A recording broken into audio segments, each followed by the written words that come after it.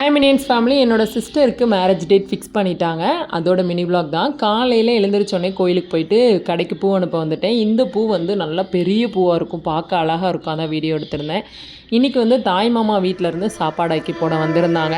தாய் மாமா, அப்புறம் பெரியம்மா, சித்தி, அதாவது அம்மாவோட ரிலேட்டிவ்ஸ் எல்லாருமே வந்திருந்தாங்க. எல்லாம் பாண்டிக்குள்ளி, அப்புறம் கொஞ்சம் பேர் உட்காந்து பேசிகிட்டு இருந்தாங்க.